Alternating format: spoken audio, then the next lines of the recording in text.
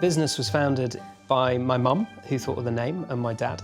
And they came from very working class roots. They didn't really have a lot of money, but Dad persuaded his mum to lend him £30. And that was a lot of money back in 1970, and that was to pay for the first month's rent. Everything else was negotiated on credit, and now turns over £3 billion a year. He paid his mum back.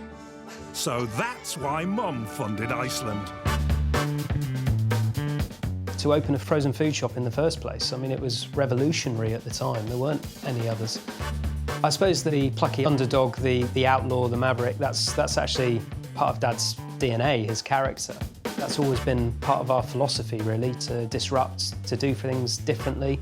You know, at that time, there'd always be somebody starting a new business that's saying they're going to have 50 stores in 2 years. It's all I mean, you've no idea, have you, where it's going to go. You just keep... Who was it who said keep buggering on?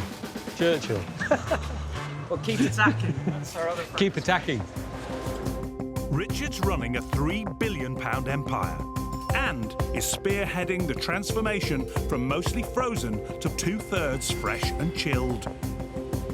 It's the biggest shake-up for a generation. For Richard, it's make or break. Deeside in the northwest. This is company headquarters, where top brass plan the future. We're obviously not Waitrose or M&S. We're not offering very expensive food exclusively to upper middle classes. And, you know, our customers have always been busy people on a budget. But Boss Richard has ambitious plans to expand and needs more customers. He's given his team the task of boosting sales, including trading director Andrew Staniland. Obviously, this is the culmination of a lot of months of hard work. I told you it was a 3-year plan, and then you said, can you do it in 6 months? Through the 80s and 90s, frozen food stood for cheap, low-quality junk food. It just did. So more recently, we've been trying to reverse those perceptions. Andrew's already thinking about next year's range. So he's pulled the team together to think about the food innovations for the year ahead. Good afternoon, everyone. Welcome to this summer creative session. Today we'll see lots of inspiring food trends for summer. If you've ever wondered where the supermarket's past products, like cheesy bean sausage stew, came from, and well, who hasn't? It's here at HQ. Good afternoon, everyone. So let's dive into what we'd loosely call barbecue. It's now gender neutral. We're very much getting into the sort of gourmet side of barbecuing. So the sausage to swordfish or the burger to bruschetta. Sounds like posh nosh, but will it work for the bargain-loving shoppers? Some of the more unusual cuts we're seeing, things like barbecued skin, goes really, really crispy, seasoning on it, that type of thing. Skeletons, they're delicious eating. Translating Charles's gourmet talk into actual dishes is Dave Lennox, head of product development. He's cooked up plates of what could end up in freezers next summer. But will these buyers go for it? So this is a vegan banana blossom. What is it? It's called banana blossom. What is it? It's the blossom of a banana tree. Yeah. Ask a silly question. What's this that's just come out, Chef? Miso aubergine. They're very much in this dirty vegan space. Anyone explored this world of alcoholic ice creams? And this lovely example is a waffle dog. Oob is a root vegetable, and it's all over the ice cream scene. What's this one, Chef, that's coming around now? We're calling this the cheeky cheeseburger. Part of it's made from beef cheek. And then you've got ice cream with hidden vegetables, chocolate with hidden cauliflower. And that's all I've got to say. That's a whistle-stop tour of what's happening in barbecue, fire cooking, and ice cream. Thanks for listening. Andrew's team are hoping to match the success of products like their duck-in donuts. That's donuts with actual duck in. We're always half a step, only half a step ahead of our customers. If you're 2 steps ahead, if you develop something too weird and wonderful, it often doesn't work. You've got to introduce things relatively slowly. Belly pork strips, classic chicken shawarma. hot links. Again, the ubi ice cream that we've seen is very Filipino, but it's probably just a stretch too far for our customer. Ubi, skeleton and banana blossom ditched. One thing stuck for frozen buyer Andrew. The cheeky burger was really good. Well, that tasted almost like rib meat in a burger. Great. Yeah, great name as well. Perfect for a bit of fun.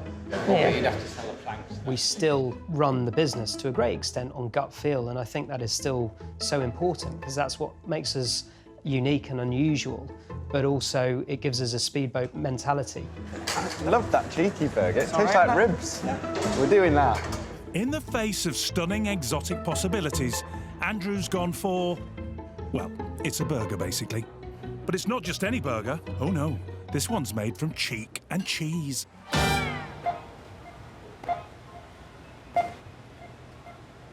For over 30 years, Iceland has used TV ads to tempt us into their stores. Then came the celebs.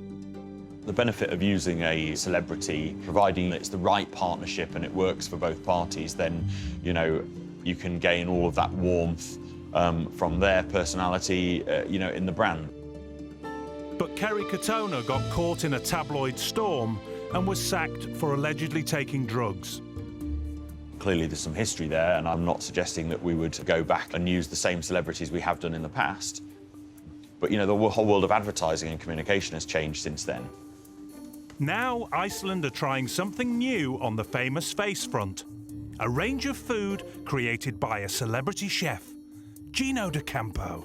Working with Gino is brilliant because of, you know, his food credentials. He's kind of mainstream in that he's loved by lots of people. You know, he is Italian, he's got all of that credibility. Gino's cooked up a new range of Italian food and has agreed to be the face in the ads. The important thing is that we launch a range that sells well. At £3 a pop, Gino's pizza will be 3 times the price of their cheapest pizza. Andrew and Paul are meeting Dario Roncadin, son of the company's founder, to keep their pizzas on track. There's £3 million worth, and that's a lot of dough. How many pizzas do you produce a day? Now we are 350,000 per day. They supply pizzas to supermarkets around the world here, but they're not all made in the same way. The Gino line isn't in production yet, but to make it stand out from the crowd, the sourdough is proved for 24 hours, much longer than usual, to make it softer and crispier. After the 24 hours of the resting dough, we prepare the bowl with this machine, okay? But stay another hour resting, but 35 degrees. Then this helps the dough to relax. And thanks of this, you can have the base really thin in the middle. Customers will have to fork out 3 times the price of their cheapest pizza. To make it worth the cost, the pizzas go on quite the journey. Every hour, these machines make 6,000 balls of dough. Each one is rolled in a secret machine. Then they're topped with tomato sauce.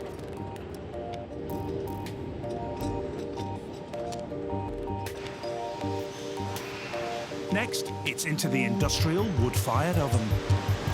Starting to look like a pizza now. Yeah. The pizzas are baked at 450 degrees for 80 blistering seconds on a volcanic stone base. The base is then given a cooling spray. Then on goes the mozzarella before the final topping is added by hand. And you thought someone just slapped some cheese on a dough base. Like all the pizzas here, this regular range is then frozen for half an hour at -40 degrees. But there are still concerns Gino's range won't be ready in time for launch. And so a nervous Andrew and Paul tuck into some samples before they return to HQ. Let's try. Yeah. I bet that this is going to be the best-selling pizza. You reckon this one? Why is that, Andy? Oh, I think the UK market are used to a good old meaty pizza. Yeah. I think the thing we need to confirm now is that we need 1 million pizzas delivered to us by September. Can you do it? Yeah. Thank you.